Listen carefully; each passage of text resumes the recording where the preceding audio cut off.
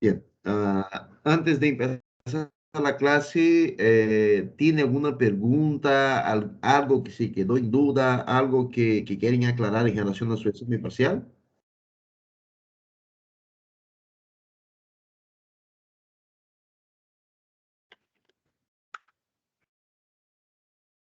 Doctor, ¿el examen va a ser lo mismo que el anterior, el teórico y el práctico, está a la misma vez? Perdón, no estaba escuchando, ahora sí. Un segundo.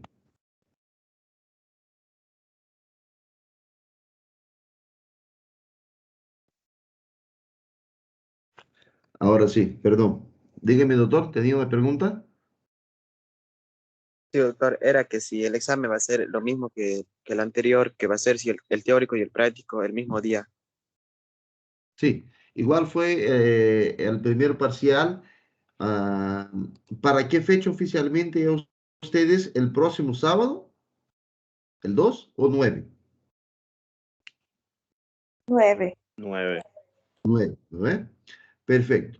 Entonces tenemos una semana más de clase, de 27 hasta el 2, una semana más de clase, normal. Al día que los que tengan práctica el día 6 dan su examen teórico y práctico el día 6. Los que tengan práctica el día 7 dan su examen teórico y práctico el día 7.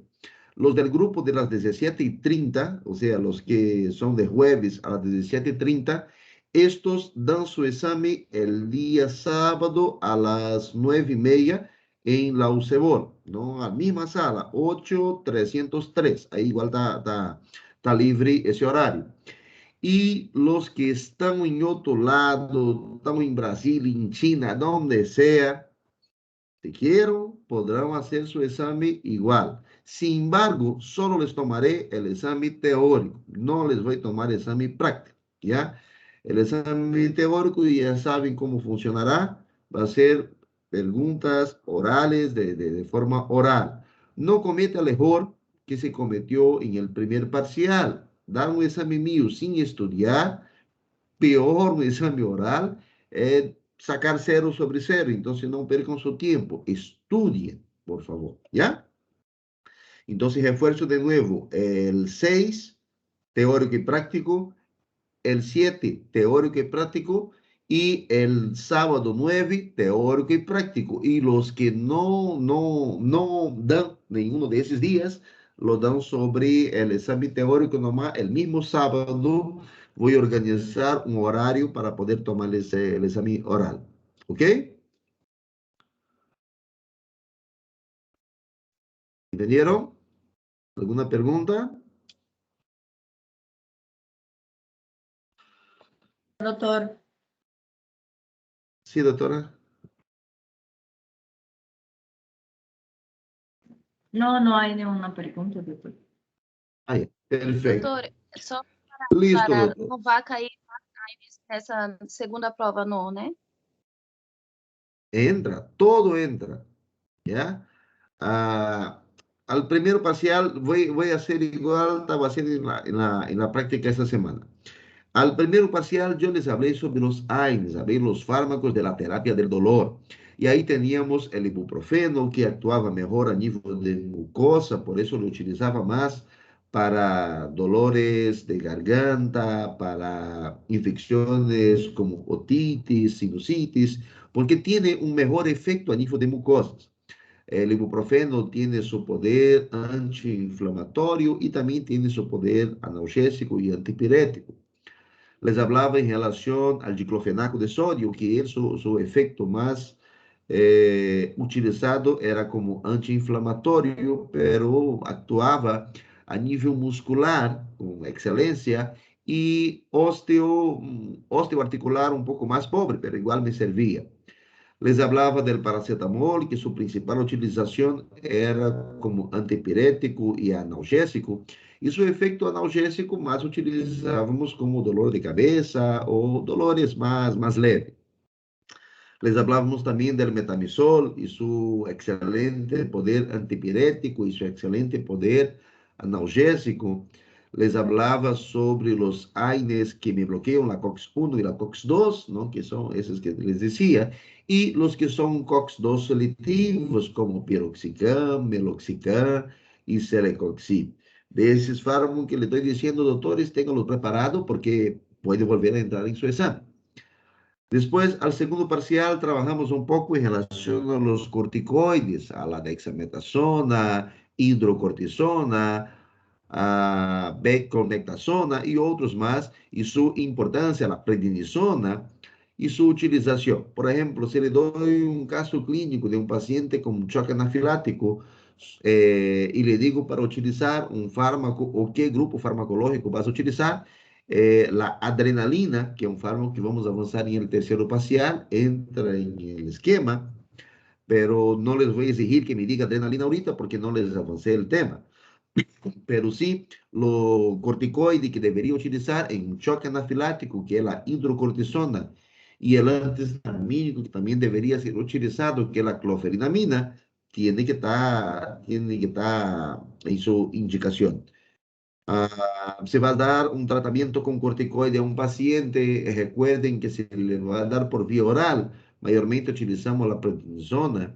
Se va a dar un medicamento para que sea una hormona de depósito o un coadyuvante del dolor y inmunosupresor de forma única de intramuscular y que no necesita que te haga efecto en el mismo rato. Recuerde que ahí entra la dexametasona, ¿no? Que viene de 4 y de 8 miligramos en ampolla.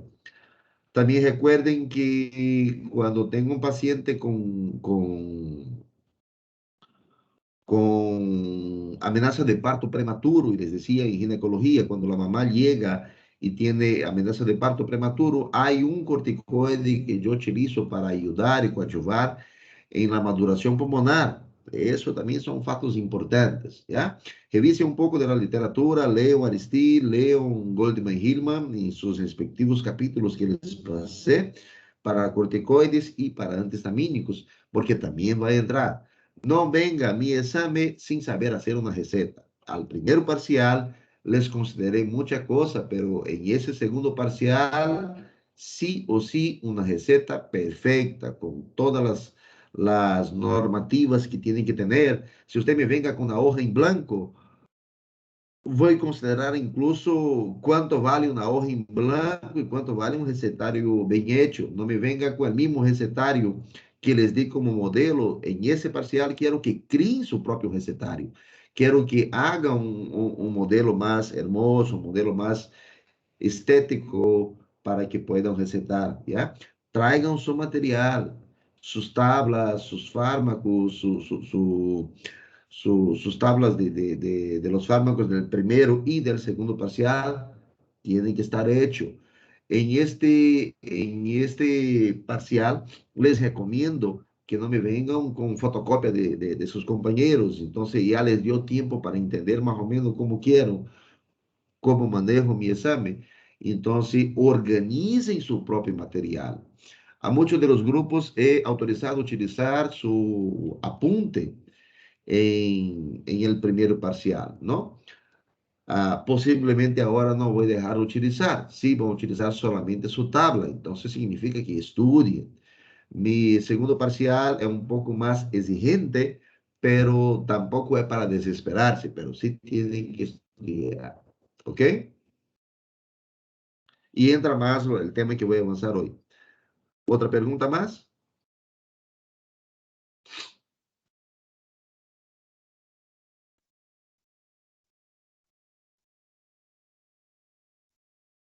¿Nada? Ok, jóvenes. Entendemos.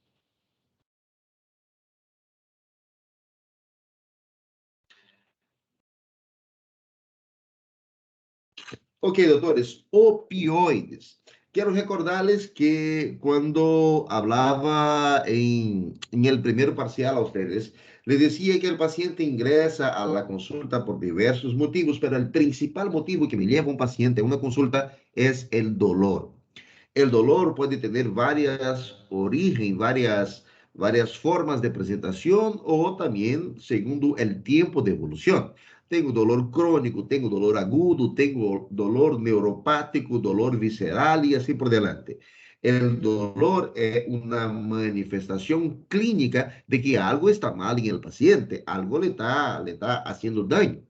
Pero no puedo yo, en cuanto médico, dejar que el paciente siga con dolor. Más bien tengo que producir la analgesia, tengo que producir la eliminación o la disminución de ese dolor por un bienestar físico y mental de mi paciente. Yo tengo tres formas de acalmar ese dolor. La primera forma es utilizando un AINE, un antiinflamatorio no esteroideo. Eso avanzamos en el primero parcial y vuelve de nuevo a su segundo parcial, vuelve a decir. La otra forma que puedo hacer es actuando, dándole un opioide. Lo que van a hacer los opioides es bloquear el dolor utilizando una otra vía, un otro mecanismo. El AINE, antiinflamatorio no esteroideo, actúa mediante el bloqueo de la COX-1 y COX-2 y o solamente de la COX-2. Ya los opioides actúan directamente en el sistema nervioso central del paciente. Por otro mecanismo, me bloquean el dolor. Entonces, en ese sentido, los opioides no utilizo para cualquier tipo de dolor, porque son fármacos que llegan al sistema nervioso central. Lo utilizo cuando el dolor es mucho más fuerte o cuando el paciente no responde más al uso de los AINES para alivio del dolor. Si tengo un dolor leve, yo utilizo el paracetamol, el ibuprofeno, el metamizol, el diclofenaco, el ketorolaco, el ketoprofeno. Son fármacos que puedo utilizar, piroxicam, meloxicam, celecoxib, todo esto. Pero si tengo un dolor de leve a moderado, entonces puedo, en esa escala terapéutica, asociar dos AINES, como por ejemplo, existe un fármaco ya combinado que se llama Ibuflamar P. Él tiene su ibuprofeno y tiene el paracetamol en su combinación, ¿ya? Eso no quiere decir, doctores, que ustedes me vayan a recetar al paciente un paracetamol, un diclofenaco y un ibuprofeno, porque lo va a matar a tu paciente, ¿ya? Si hay fármacos AINES combinados, belleza. Busquen si hay, como por ejemplo, el Ibuflamar Play. ¿Y para qué le va a utilizar? Ahora, dar 2, 3, 4 AINES a un paciente le va a producir un mayor bloqueo de la COX-1 y tu posibilidad de producir una úlcera gástrica va a ser mucho mayor, una úlcera péptica, por ejemplo. Entonces, para evitar esto, cuando usted no tiene un medicamento adecuado para tratar un dolor ya de leve a moderado, existen algunos AINES que son un poco más potentes, como por ejemplo el ketorolaco, el ketorol en Brasil y ketorolaco acá en Bolivia.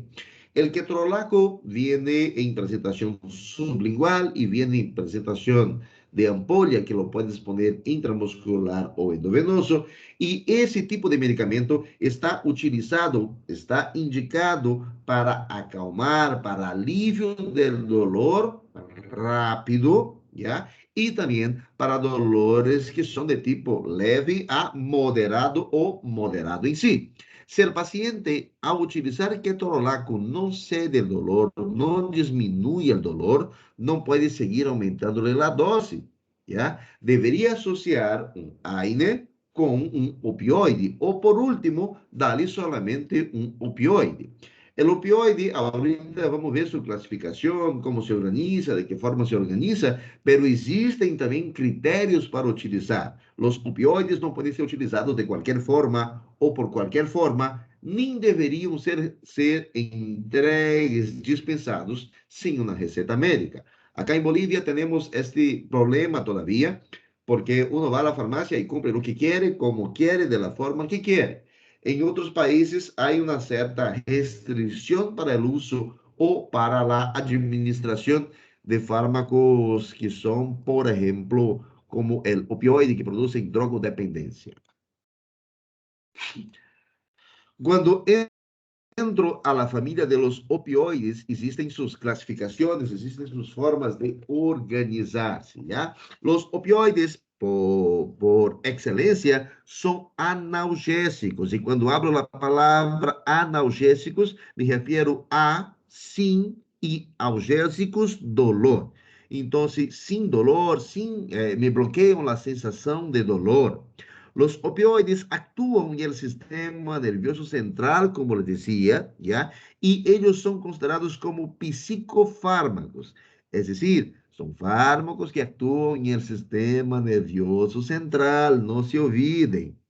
Ellos son excelentes en su función, ya son excelentes en su función. Sin embargo, también pueden producir efectos negativos, como por ejemplo, bloqueo respiratorio, alteraciones de la pupila, drogodependencia y otros más que vamos a entrar en algunos minutos. De los opioides existen clasificación, ¿ya? Los clasifico como, por ejemplo, opioides naturales. Los opioides naturales, ellos derivan directamente de la papola, del opio, ¿ya? Y los opioides semisintéticos o opioides sintéticos son producidos en laboratorio. Por ejemplo, los opioides semisintéticos como la heroína, ella es derivada de un opioide natural, ¿ya?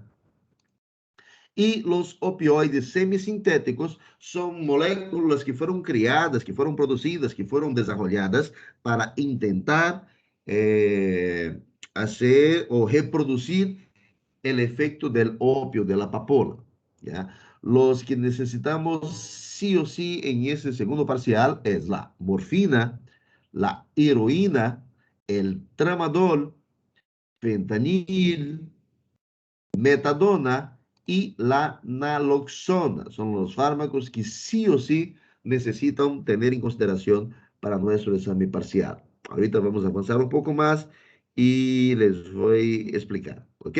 Miramos un video un ratito. A ver, y ahí va a cortar la clase ya. Me avisan si consiguen escuchar. Doctor, ¿no está grabando la clase? Sí, está grabando.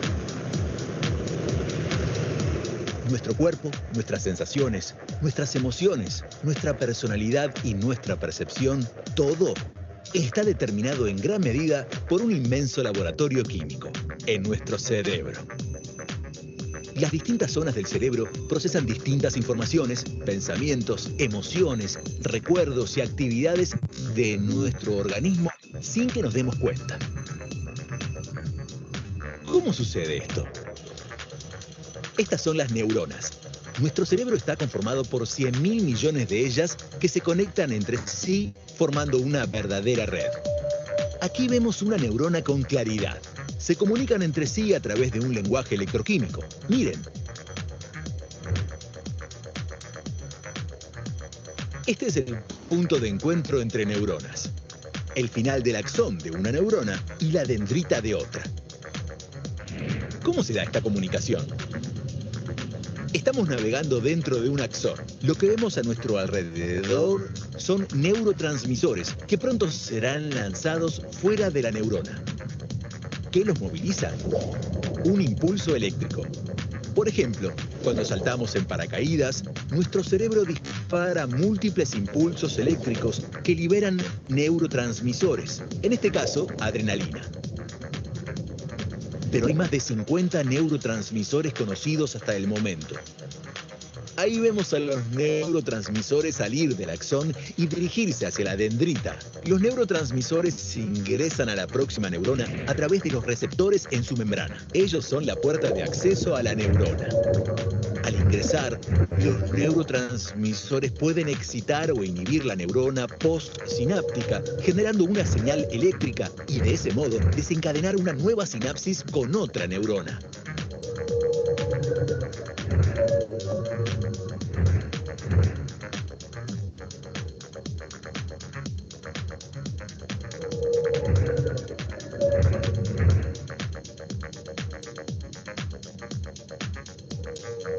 Esta hermosa lluvia de endorfinas que podemos apreciar la complejidad de este lenguaje electroquímico se da en nuestro cuerpo en apenas una fracción de segundo.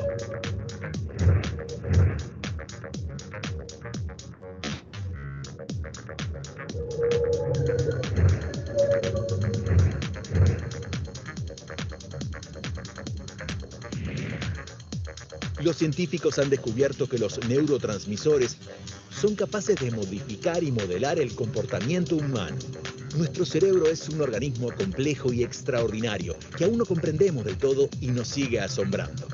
En él se alojan nuestros recuerdos, pensamientos, sueños y, por supuesto, una parte fundamental de quiénes somos.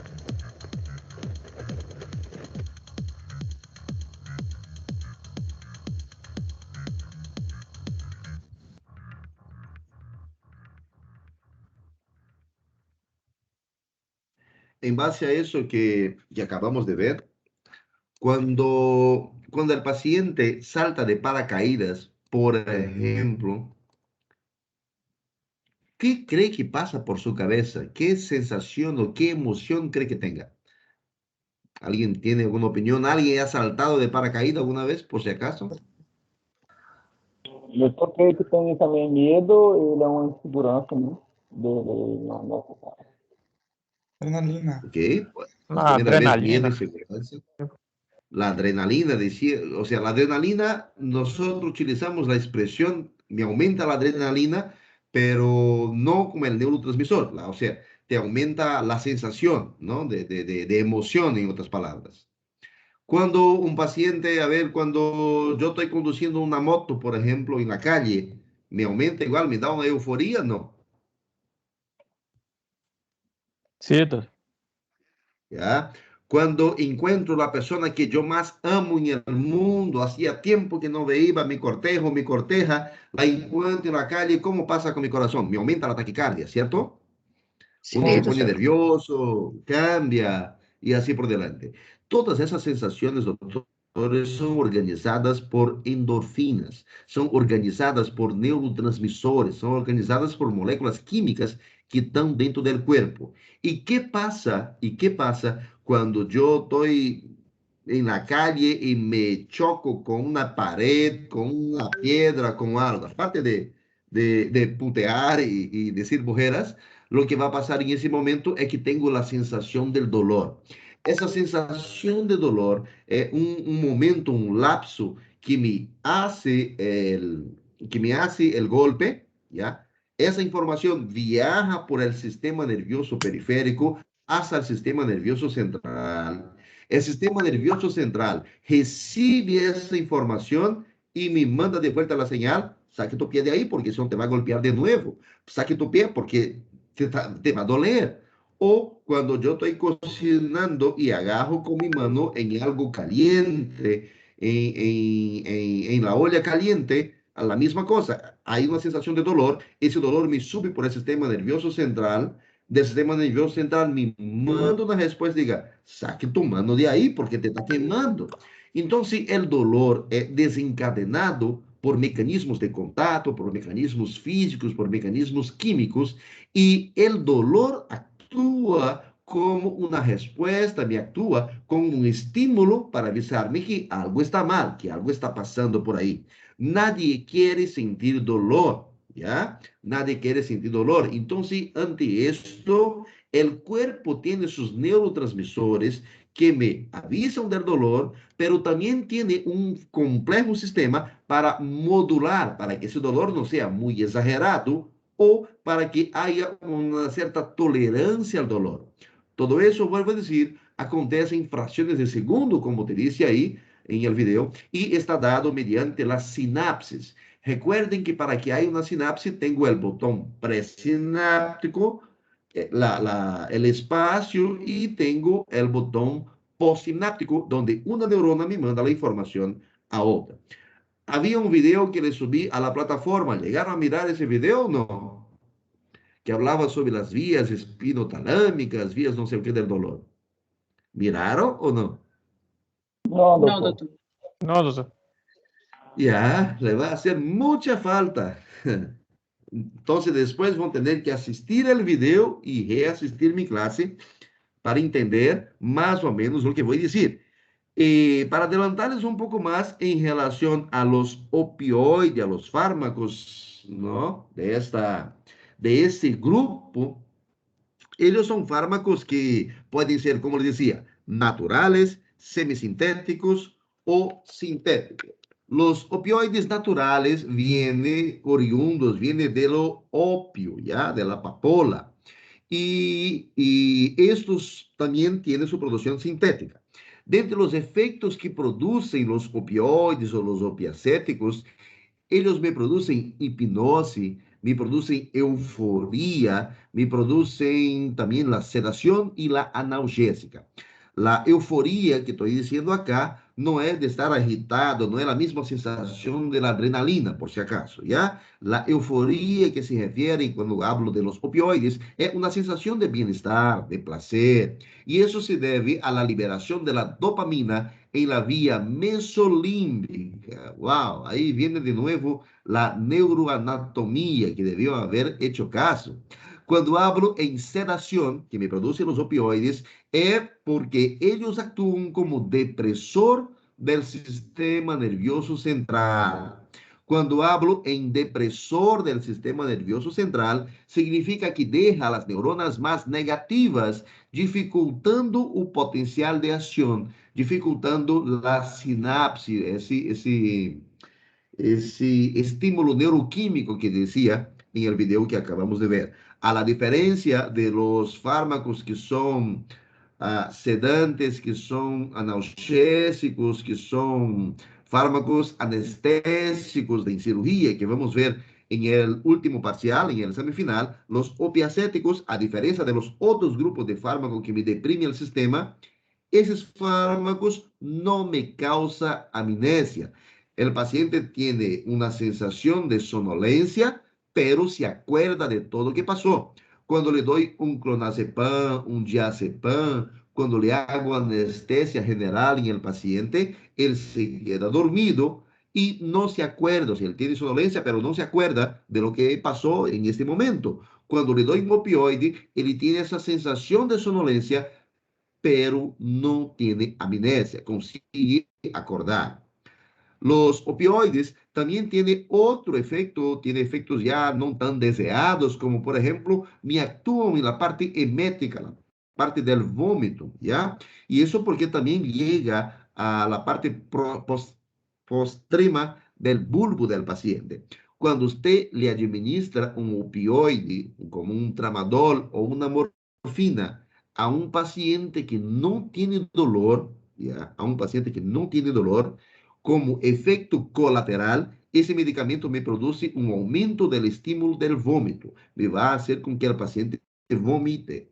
Si usted le pasa, por ejemplo, el medicamento metoclopramida, que es un antiemético, que me corta el vómito, junto con un tramadol, en cuestión de 1 a 2 minutos el paciente te va a vomitar. Y sí o sí va a vomitar, ¿ok? Entonces, son fármacos que tienen una relación muy íntima con el sistema nervioso central. Mucho cuidado, no se le da a cualquier tipo de paciente y no se queda usando por cualquier cosa. Cuando yo les digo que él tiene efectos positivos en el paciente, estoy hablando de hipnosis, euforia, sedación y analgesia. La analgesia es su principal función de los opioides. Y los efectos que ellos producen, que son indeseados, ¿ya? Activación de la parte emética. ¿Y cuándo te va a producir eso? Te va a producir cuando le das al paciente sin que él tenga dolor o cuando le asocia, por ejemplo, a la metoclopramida. Son fármacos que me producen depresión respiratoria, me disminuye la capacidad del paciente en realizar la respiración, los movimientos respiratorios. Por lo tanto, son fármacos que no puedo ministrar como se me dé la gana. Son fármacos que tienen que ser diluidos en mínimo 20 cc de agua destilada, cuando estoy hablando del tramadol, para pasar en vena al paciente.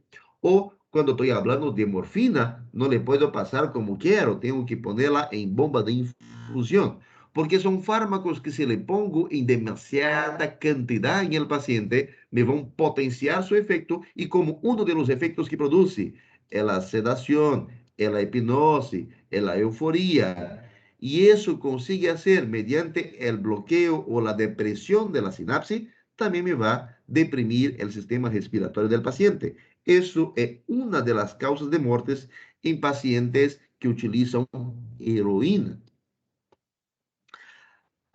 También me afectan a la miosis, a la capacidad de contracción de las pupilas del paciente. Uno de los únicos fármacos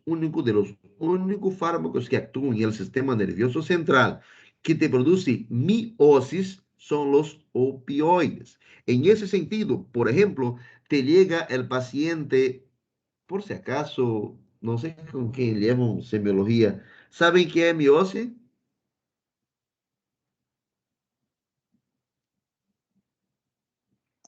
¿Saben? ¿Es No. la disminución de la pupila? Eso. Déjame mostrarles una diapositiva acá. Por desencargo de conciencia. Dame un segundo.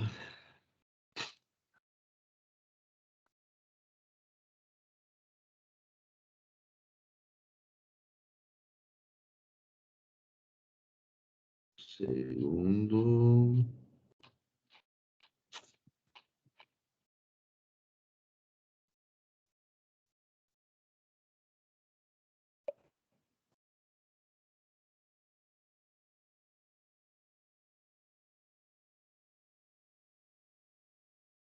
¿Dónde está? Un ratito, doctor, estoy buscando en mi diapositiva de semio, en cuál tengo sobre esto, ¿ya?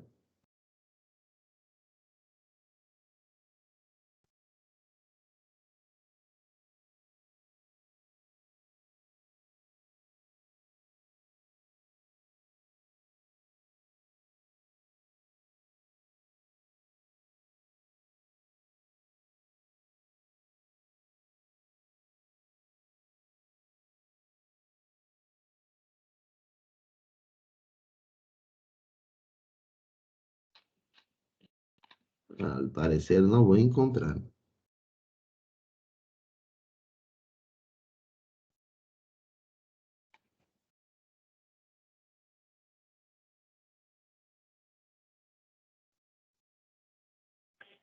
Doutor, ¿Sí? eu tenho uma dúvida. ¿Ya? No sinergismo, é a junção de los fármacos para fazer uma só administração.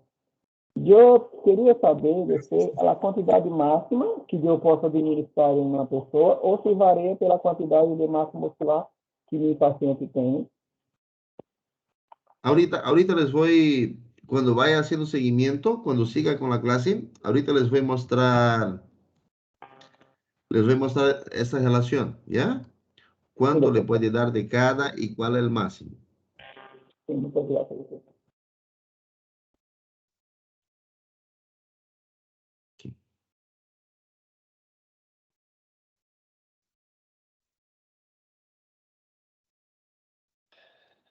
Ok. Por ejemplo, acá ve mi pantalla, ¿cierto? Sim, doutor. Sí.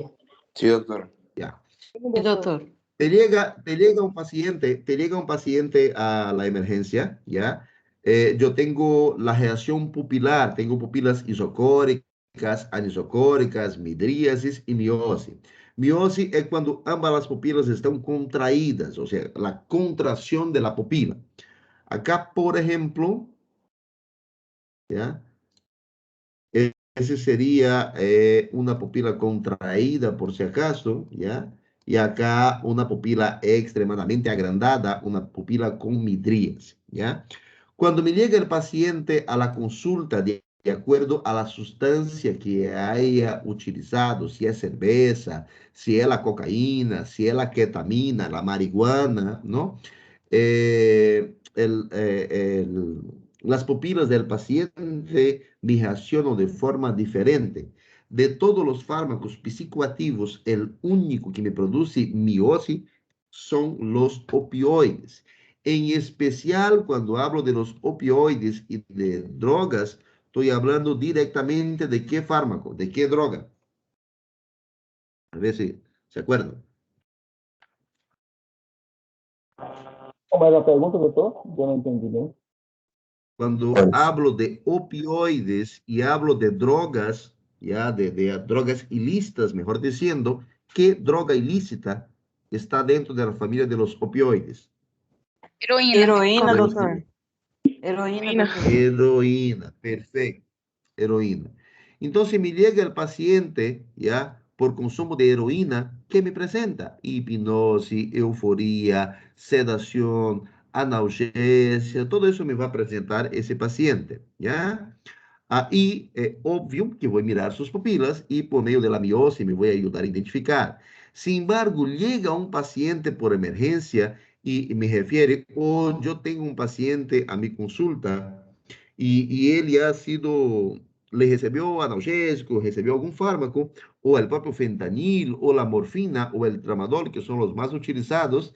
Entonces, yo, ante la sospecha de una intoxicación por tramadol, por fentanil, metadona, morfina, entonces también voy a mirar las pupilas del paciente, eso me ayuda a identificar.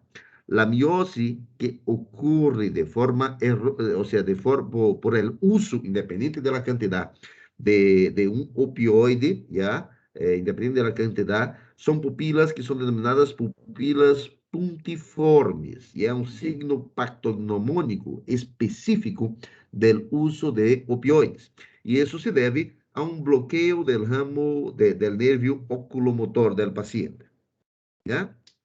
También me produce otras alteraciones a nivel periférico, como constipación, alteraciones de la vía biliar, aumenta la contracción de la vesícula biliar y también del esfínter de Oddi, me aumenta la liberación de histamina por los mastocitos y el fármaco que más me aumenta, ¿se acuerdan de los antihistamínicos, no es? De las clases anteriores, y les decía que la histamina está dentro de los mastócitos y ellos son liberados cuando hay una respuesta alérgica, cuando hay una respuesta de hipersensibilidad. Los opioides, en especial la morfina, es uno de los opioides, de uno de los fármacos que mayor me afecta, o sea, de forma mala, de forma irregular, la liberación, la sensibilidad de los mastocitos. Y eso me hace aumentar la liberación de histamina. Cuando tengo un paciente y le paso mayor cantidad de morfina de forma errónea, vuelvo a decir, como un efecto indeseado, me afecta a la piel del paciente, produciendo rubor, prurito, sudorese, dando una sensación de reacción alérgica, ¿ya? Por esto no se usa esos fármacos así por la nada, se utiliza cuando es de verdad necesario.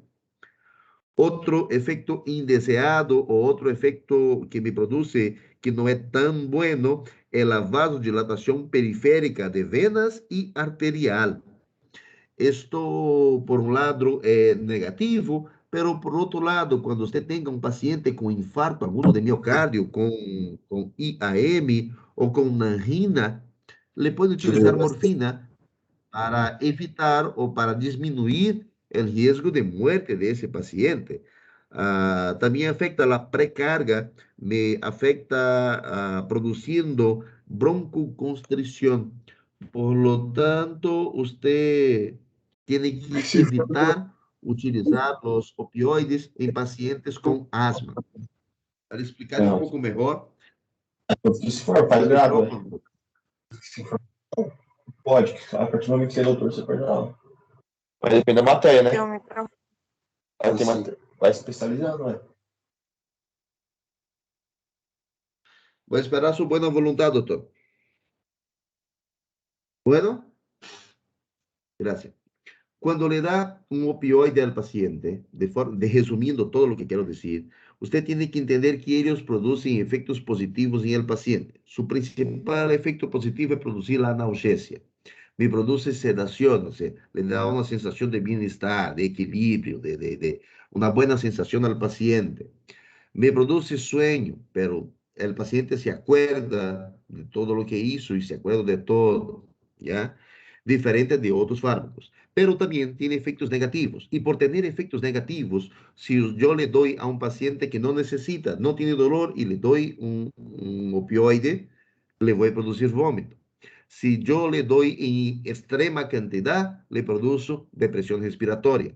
Una forma de identificar que el paciente ha consumido un opioide es mirar el reflejo pupilar. El paciente que ha consumido opioides tiene miosis continua, constante, ¿ya? También tiene efectos negativos a nivel periférico, constipación, aumenta la contracción de vías biliares, aumenta la liberación de histamina, y ahí el principal que hace ese efecto negativo es la morfina. También me afecta al sistema cardiovascular, es un efecto negativo, pero sí me ayuda mucho y justifica su utilización en un paciente que tiene infarto agudo de miocardio. La morfina es uno de los fármacos que me disminuye el riesgo en un infarto. Si el paciente está con infarto en ese momento, es uno de los fármacos que puede utilizar. Y es contraindicado. Los opioides no deben ser utilizados en paciente con asma, porque esto con la crisis asmática en curso, porque ellos me producen broncoconstricción. ¿Entendieron esto o no?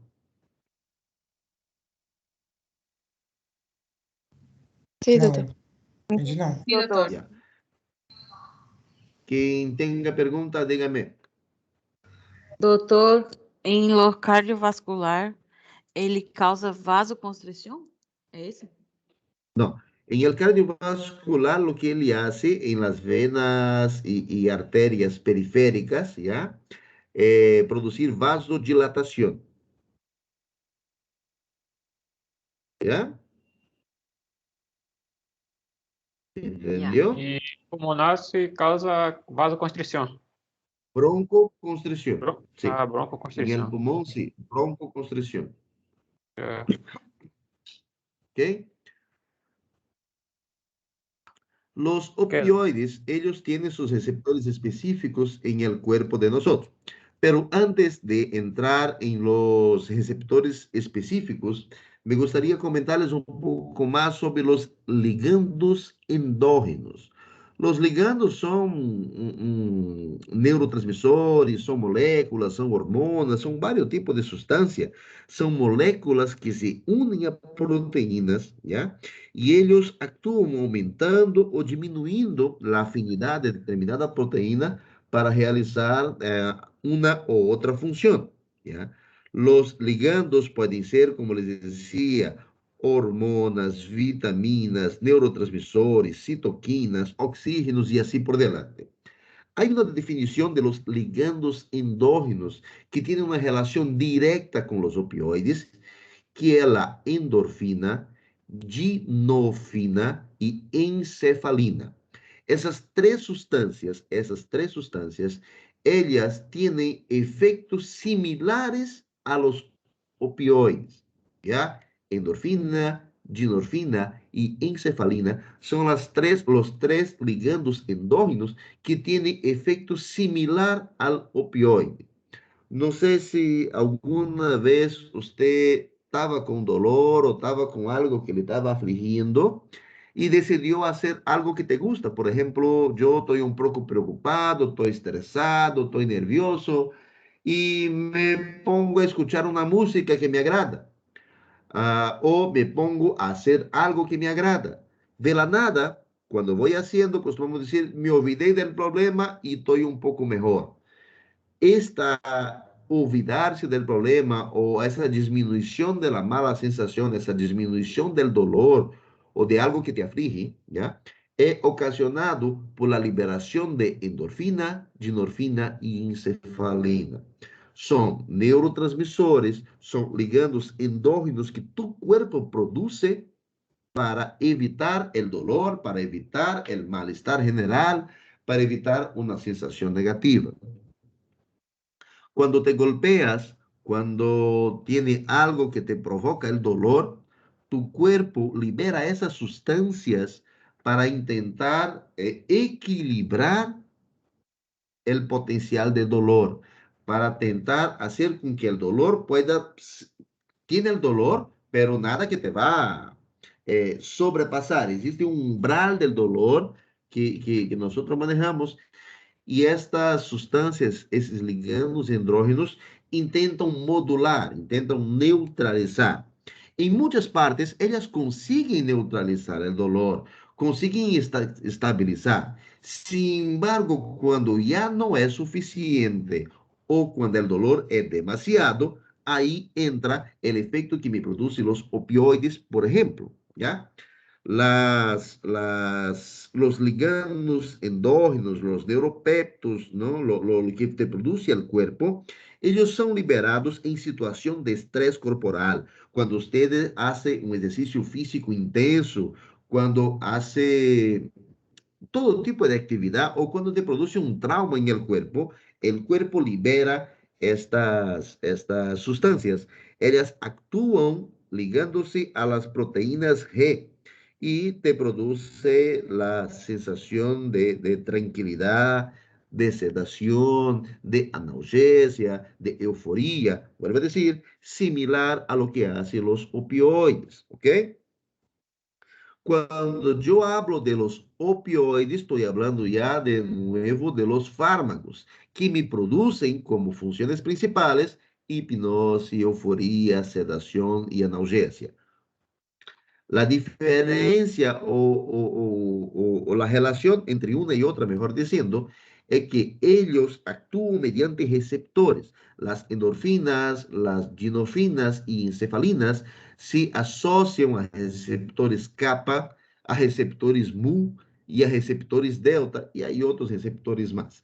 Ahorita vamos a hablar de los kappa, mu y delta, en especial del receptor mu.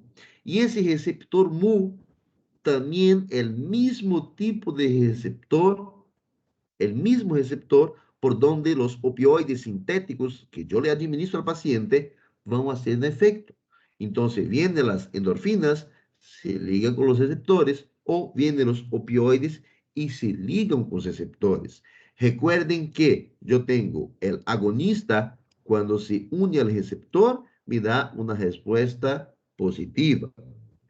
Cuando doy un antagonista que se une al receptor, no hay respuesta, o sea, la molécula que fue liberada para producir la sensación, la analgesia o otro efecto, no va a conseguir porque el receptor está ocupado. Ese concepto va a ser importante cuando hablemos de una intoxicación por tramadol o una intoxicación por morfina o una intoxicación por un opioide, porque cuando yo tengo esa intoxicación, le doy ese medicamento, nasoglona, ¿ya? Ella es un antagonista de los opioides. Cuando les decía que si yo me intoxico por paracetamol, tengo que tomar la N-acetilcisteína. Cuando hay una intoxicación por opioides, tengo que darle naxolona, ¿ok? Como antagonista opiacético. ¿Entendieron hasta ahí? Sí. Ok. Yeah. Mais Aquí ou yo menos. tengo... Tá, vamos de nuevo entonces. Existen dos situaciones. En esa diapositiva, lo que le estoy diciendo es del sistema opioide endógeno. Tu cuerpo produce endorfina, ginorfina y encefalina cuando usted practica actividad física, cuando hace cualquier tipo de esfuerzo, cuando está sometida a estrés o cuando te relajas, por ejemplo. Esas endorfinas, ginorfinas y encefalinas son liberadas por el cuerpo para intentar producir el mismo efecto de hipnosis, euforía, sedación y analgésica. Esas endorfinas, ginorfinas y encefalinas son péptidos endógenos que se unen a los receptores mu, kappa, delta y NOR. Ese receptor NOR es un último receptor, un receptor nuevo que todavía no se conoce muy bien su función, ¿ya? De todos esos cuatro tipos de receptores diferentes, el que más es importante para la farmacología es el receptor mu, ¿ok? Hasta ahí entendieron, ¿cierto?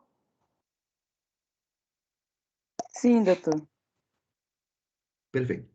Cuando le doy un opioide al paciente, cuando le doy un tramadol, una morfina, una codeína, la heroína o otros fármacos de ese grupo acá, cuando le doy, lo que hace esos fármacos es ocupar esos receptores. ¿Y para qué ocupan?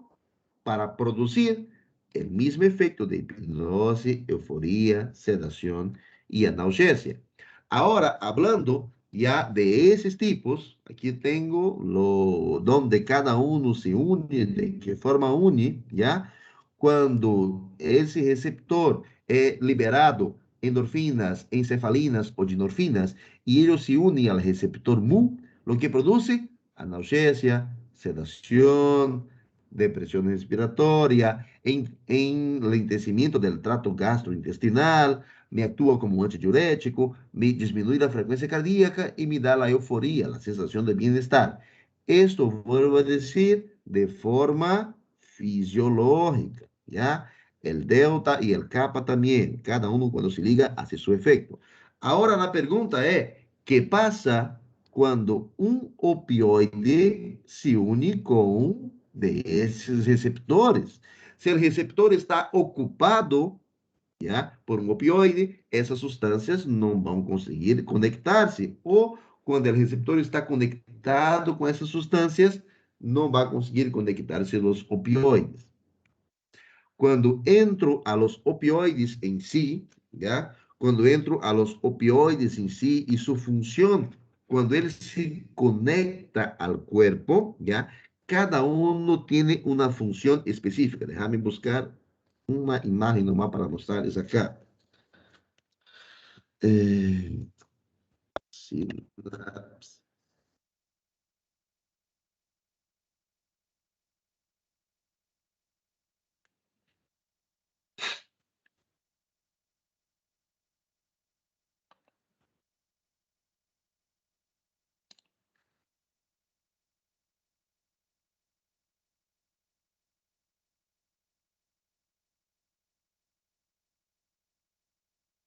Okay. Caso no haya mirado el video, tengo una neurona presináptica, el botón sináptico y la neurona postsináptica.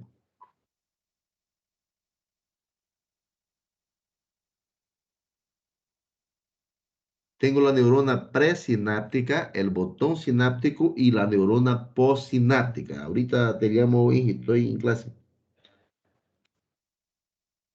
Cuando hay el estímulo, hay cuando hay la comunicación sináptica, es una corriente eléctrica, un señal eléctrico que me viene por medio de la vaina de mielina, de los axones, de las dendritas, de la neurona.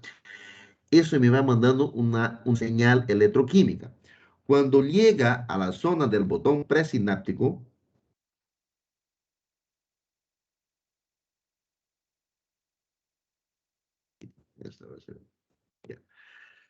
esa señal eléctrica me va viniendo y me va liberando una señal.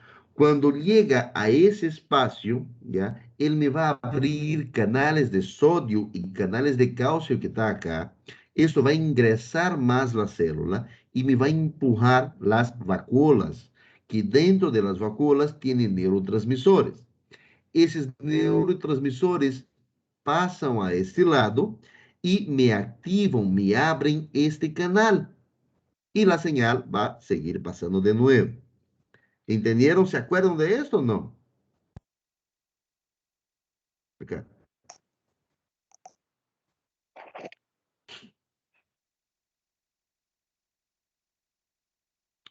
Me viene la señal eléctrica y aquí están las vacuolas llenas con neurotransmisores. Aquí, eso es más fácil. Aquí están las vacuolas con neurotransmisores. Cuando la señal eléctrica está pasando por acá, me abre los canales de sodio y calcio. Eso hace con que la célula, esa parte de la célula se quede más positiva, ¿ya? Y me permite con que las vacuolas, le empujan las vacuolas más a la parte terminal del axón. Llega acá, las vacuolas liberan los neurotransmisores, ¿ya? En el espacio presináptico. Esos neurotransmisores se unen a los receptores y me siguen dando la señal eléctrica para pasar la información. ¿Eso entendieron? ¿Se acordaron o no? Sí, doctor. Eso es Sí. tercer semestre. Perfecto. Para que haya esa comunicación electroquímica y que eso es importante en relación al dolor, Porque cuando hay el dolor en el paciente, cuando el paciente tiene una sensación dolorosa, ¿ya? Me viene desde el nervio periférico, me pasa una señal, me va la motoneurona que me sube al sistema nervioso central, me dice qué tengo que hacer y me baja el dolor de nuevo. Eso está en el video que les dije para asistir, ¿ya? Lo que hacen los fármacos, los opioides, es bloquear este señal, bloquear este estímulo eléctrico, cada uno para su manera o a su manera. Cuando ellos se conectan, por ejemplo, con los receptores Mu, ¿no? Que ellos están en la neurona presináptica y también en la postsináptica, ¿ya? Lo que ellos hacen es deprimir, es disminuir, es paralizar, es bloquear esa señal eléctrica. ¿Y de qué forma hacen? Ellos bloquean los canales de calcio que estão acá en la membrana presináptica. Como ellos me bloquean los canales de calcio que estão acá, significa que el calcio no ingresa a la célula no torna-se más positiva y no tiene la capacidad de enviar el neurotransmisor que dice hay dolor a la membrana postsináptica. ¿Entendieron esto o no? Sí. Ya. Entonces, cuando le doy un opioide, ellos se conectan a los receptores Mu. Lo que hacen los receptores Mu, cuando son bloqueados, es evitar con que el calcio ingrese a la membrana presináptica. Con esto no se libera el mensaje del dolor. También en la membrana postsináptica, por ahí algo pasó, algo consiguió hacer. Lo que hacen es dejar abiertos los canales de potasio. Y cuando el potasio está presente al interior de la célula, cuanto más potasio haya, más negativa la célula va a estar. Es decir, cuanto más potasio está dentro de la célula, más dormida ella va a estar. Y cuanto más dormida ella va a estar, no va a conseguir despolarizarse e enviar la información para la neurona que le sigue. Entonces, los opioides, cuando se conectan con los receptores Mu en la presináptica, me bloquean los canales de calcio, y en la postsináptica, lo que ellos hacen es dejando la célula más negativa. Él aumenta su estado de hiperpolarización. También actúa en la sustancia espinal, en la sustancia supraespinal, haciendo la modulación del dolor, bloqueando y actuando mediante la formación reticular. Eso está en el video que les pasé. Pero, por lado negativo, cuanto más usted utiliza opioides, cuanto más le doy para tramadol, o morfina, o oxicodona, o heroína, o sea cual sea el opioide a mi paciente, lo que va a pasar es que esses receptores, GABA, Mu y otros más, los otros dos más, lo que ellos van a hacer es acostumbrarse con esta cantidad de fármaco que le estoy dando. Si yo tengo la producción de hipnosis, euforia, sedación y analgesia, dando una ampolla de tramadol de 100 miligramos que me va a bloquear y hacer efecto por 12, 15 horas, 8 horas al paciente, y le doy todo día la misma ampolla, todo día la misma ampolla, todo día la misma ampolla, va a llegar un tiempo que yo voy a tener que dar mayor cantidad para producir la misma efecto que yo tenía al día cero.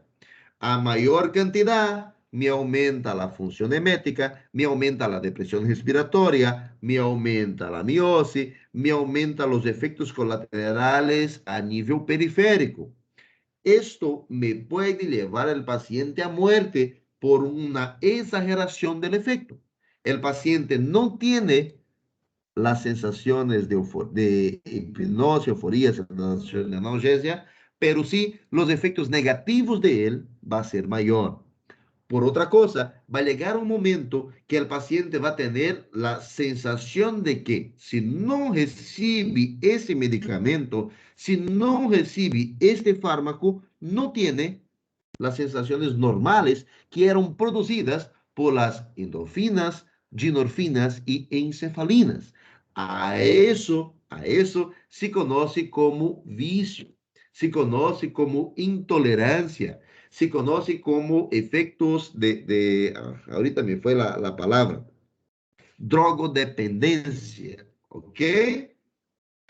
El vicio es una palabra un poco fea de decir. Clínicamente decimos drogodependencia. Sin esto no sobrevivo. Sin esto no tengo calmaría. Sin esto el dolor es insoportable. Y eso se debe a un uso exagerado. ¿Por qué? Porque los receptores dejan de utilizar las producidas naturalmente por nosotros y pasan a ser dependientes solamente del que nosotros le damos de forma farmacológica. ¿Entendieron esa parte, doctores? Sí, doctor. Ya. Ahora, cada uno de los fármacos Doutor, y los doutor, opioides... uma pergunta. Sim? Eu só fiquei com uma dúvida. Em la pós-sináptica, estimula a produção, então, de potássio? No, no. Los canales presinápticos, allá, en esa parte de acá, lo que él hace es bloquear para que el calcio no pueda ingresar a la célula. A ver, Lo que hace los opioides es bloquear, por ejemplo, digamos que eso sea el canal de calcio, ¿ya? Entonces, él me bloquea el canal de calcio no ingresa a la célula y no empurra, no envía la comunicación acá, las vacuolas llenas de neurotransmisores. Y digamos que alguno consiga pasar todavía, si el dolor es muy fuerte del paciente, consigue ingresar, ¿ya? Pero entonces lo que hace en la neurona postsináptica, o sea, después del espacio del botón, lo que hace es hacer con que se abra y se permanezca abierto los canales de potasio. Y acá, cuando ingresa mayor cantidad de potasio a mi neurona, ¿ya? La célula va estando más negativa. Es decir, por más que llegue el neurotransmisor, se conecte acá, no me va a abrir la sinapsis, no me va a abrir la señal eléctrica que debería abrir. Mira, me ingresa sí, potasio. Ahora ficou más claro. Sí, sí, ahora sí. ¿Ya? Mira, o sea, es mucho más complejo la cosa, pero en resumen, cuando entra el calcio, lo que hace el calcio es empurrar los neurotransmisores para el espacio presináptico, para el botón sináptico. Llega esos neurotransmisores y se unen con sus receptores acá, entonces lo que él hace es desencadenar de nuevo un otro potencial de acción, y eso hace con que me vaya la señal eléctrica. En este video que les mostraba, ¿ya? Eso era lo que ocurría. A ver si él me va a dejar abrir ahora o me va a trabar.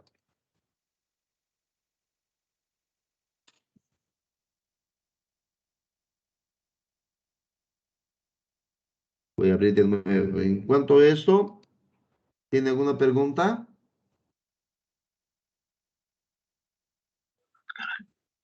Doctor, una consultita. En esa parte que usted menciona de la entrada de potasio, ¿no sería salida? Porque el gradiente de concentración de potasio es mayor intracelular.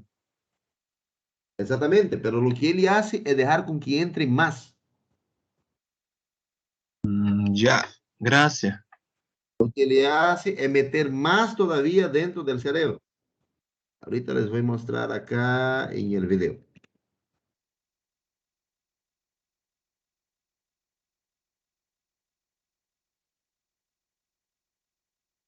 ¿Ven mi pantalla, cierto? Sí. Sí, doctor. Ya. Para que haya esa comunicación entre una neurona y otra, ¿ya? Aquí tengo la neurona, tengo sus axones y lo que él hace es enviar una señal eléctrica. Cuando ella es estimulada por acá, por ejemplo, esa señal viaja por todo su cuerpo, viene al axón y llega hasta el botón presináptico. Y lo que tiene que hacer, su misión que tiene que hacer es decir a la otra, oye, despierta, y sigue mandando la señal. Esta señal, es hipercogido, ¿ya? Aquí, mira. Me hay el estímulo doloroso, ¿ya? Ese estímulo doloroso llega, ella me manda toda la señal eléctrica y ella tiene que venir hasta la médula y mandar al sistema nervioso central. Entonces, lo que hace cuando le doy un opioide al paciente es bloquear en la neurona presináptica ese ingreso de calcio y en la neurona postsináptica la deja más negativa para que no haya esa comunicación, para que no haya el estímulo. En cada una de las partes del sistema nervioso central, me actúa los receptores beta, mu y kappa. Y aquí está, mira, opioides naturales, endorfina, ginorfina y encefalina. ¿Dónde actúan? Lo que le estaba diciendo. ¿Qué efecto de regulación ellos tienen? El tipo de dolor, es importante dar una mirada en ese video, sin él no está llorando en mi examen. Cada uno de los opioides que vamos a hablar tiene sus particularidades, ¿ya? Cada uno de los opioides que vamos a hablar tiene sus particularidades. Eliminemos primero la codeína. La codeína es un opioide débil, es un opioide natural. Normalmente lo utilizo como un antitussígeno, nem tanto para el dolor. La codeína es un fármaco que yo lo utilizo como antitussígeno. Cuando el paciente está con tos seca, significa que algo ingresa a la vía respiratoria del paciente. Ese objeto se queda en contacto directo con la mucosa y eso me produce dolor. ¿Hasta qué hora la clase de nosotros, doctores?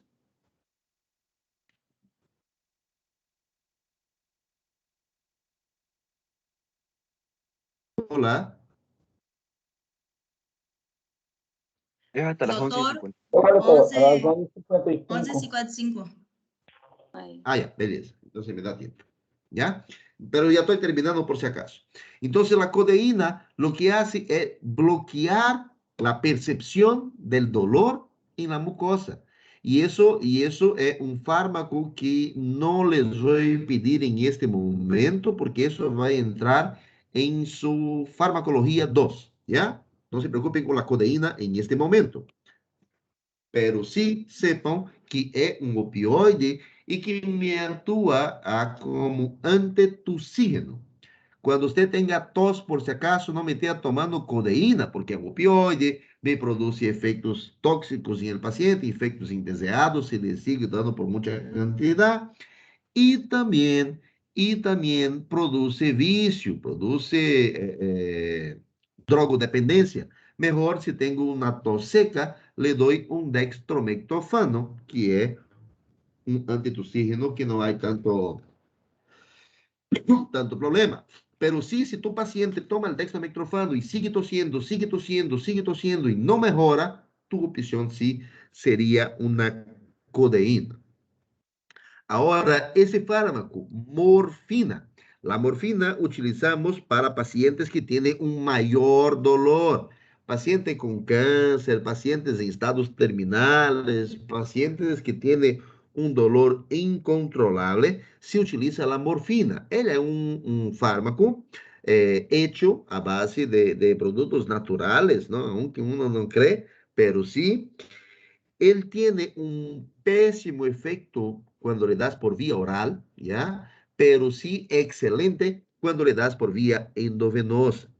La morfina es un fármaco que tiene sus características que es hidrosoluble, ¿ya? La morfina es un fármaco que tiene sus características que es hidrosoluble.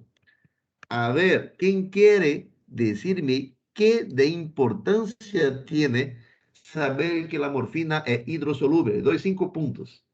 Para que não possa passar a barreira placentária, também na barreira No hematoencefálica. puede pasar la barrera mantocefálica. Claro, vamos primero con Sequías. Vamos con Sequías primero. Fue el que cantó como loro. A ver, Sequías, Está en el punto. Después, Zabala, después não vi quem mais. Por quê? Ponto. Como? Eu quero que eu responda novamente. O sea, está bien, para que no traspase la barrera hematocefálica, pero ¿qué importancia hay saber si él es hidrosoluble o no? ¿En qué sentido? Explíqueme por qué sabes. Porque, tipo, quando a mulher estiver embaraçada, não se dá um tipo de medicamento desses, pode afetá-la a bebê. E se ele é hidrossolúvel, e a consistência dele chegar à barriga de placenta está bem fraquita e não vai ultrapassar. Viu? ¿La barrera placentária ou hematoencefálica? As duas, doutor. Tanto na barriga hematoencefálica como na barriga placentária, por ser hidrossolúvel. Ya, y si él fuera liposoluble, ¿qué diferencia tendría? Se for hipossolúvel, tem uma consistência de ultrapassar a barreira, doutor. Pela consistência que tem de chegar com mais efeito. Doctor, una bien, cosa hágame recuerdo. Hiposoluble no atraviesa la manto encefálica. Sí. Ezequías tiene tus 5 puntos. Hágame recuerdo de la próxima. Hágame recuerdo en tu examen parcial. A los demás, estén atentos. ¿Ya? Entonces, esa es una ¿cómo?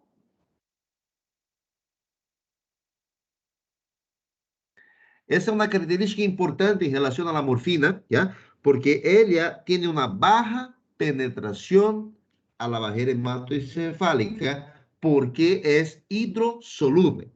Ahora, desde la morfina, que es un opioide natural que se saca del opio, lo que hicieron los grandes genios de la medicina fue crear un fármaco sintético a base de esto. Y si estaban creando un fármaco sintético, dijeron, ¿sabe qué? Vamos a sacar la morfina, vamos a agarrar la morfina y vamos a producir ahora un que sea liposoluble y que me consiga atravesar la barrera hematoencefálica. Y ahí crearon la heroína. La heroína me deriva de la morfina.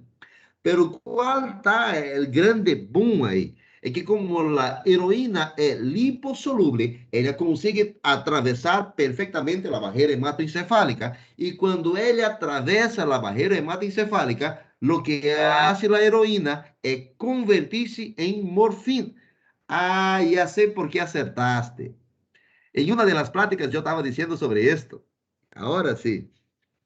Sí, lo que hace Ahora, pero también en una de las pláticas...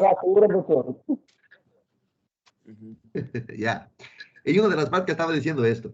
Entonces, lo que hace la heroína es que cuando la heroína ingresa al sistema nervioso central, cuando ella pasa la barrera hematoencefálica, ella deja su otra característica que tiene, ¿ya? Y se convierte en morfina. Ahí sí me produce los efectos que haría de hipnosis, euforia, sedación y analgésica mucho más potente, porque mayor cantidad logró llegar, ¿ya? Entonces, cuando ella entra, se convierte en morfina.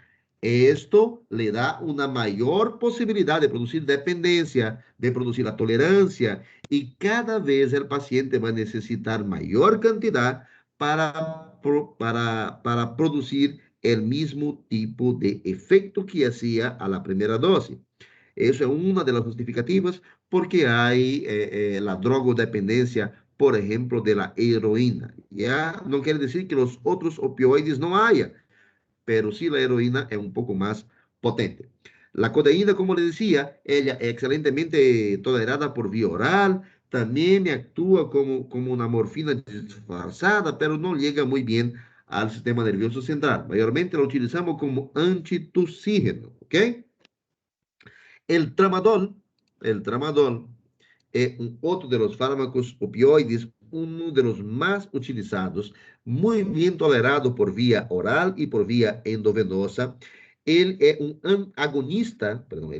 agonista del receptor mu, ¿ya? O sea, él se une junto con los receptores acá de endorfina, encefalina y ginofina. Y lo que hace el tramadol cuando doy al paciente y se conecta con esto es hacer lo mismo de los demás. Analgesia, sedación, depresión respiratoria, me afecta al tránsito gastrointestinal, me tiene efecto antidiurético y así por delante, pero manejen esto. Hipnosis, euforia, sedação e analgesia. ¿Ya?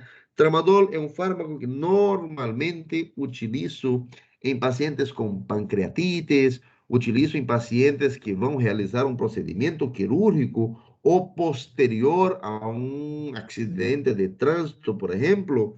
O tramadol é um opioide excelente, ¿ya?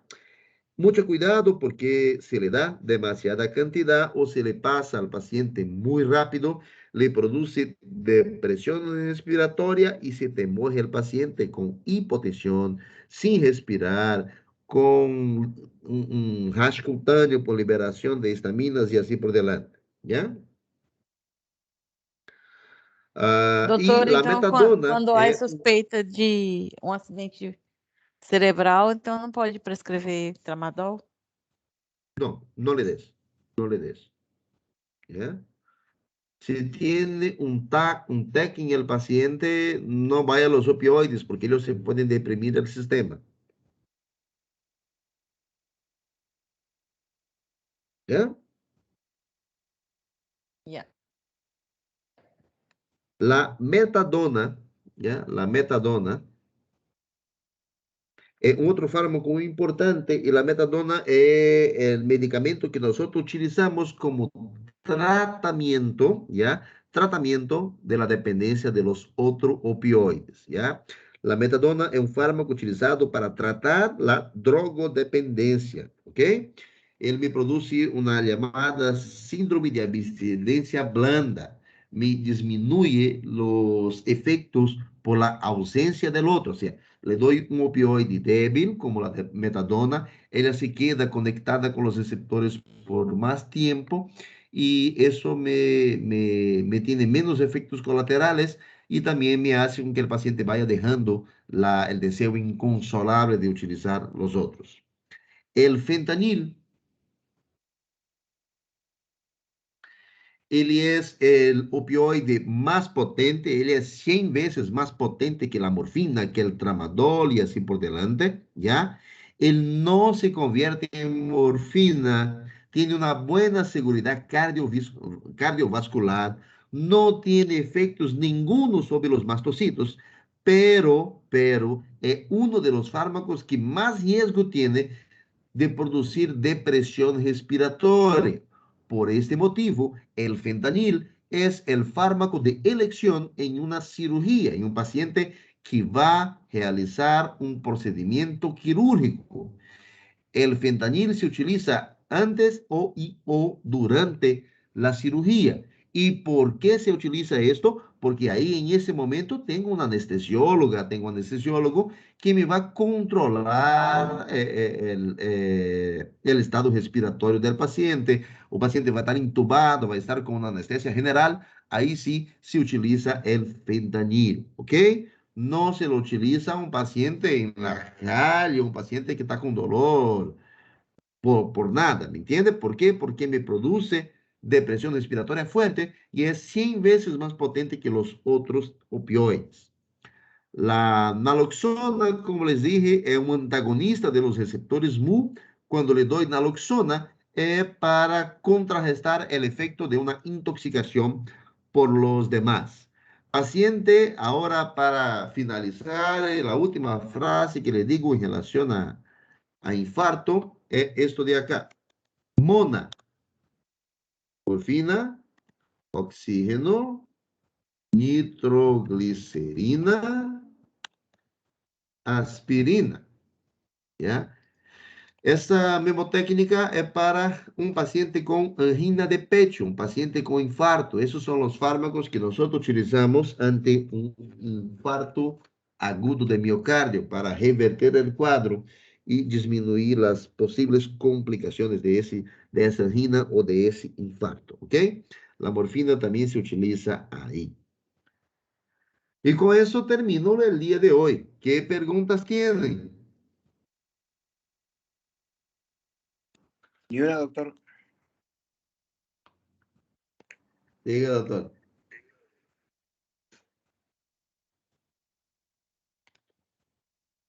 Los que se dieron al trabajo, de mirar el video del dolor, consiguieron entender 50, 60% de mi clase.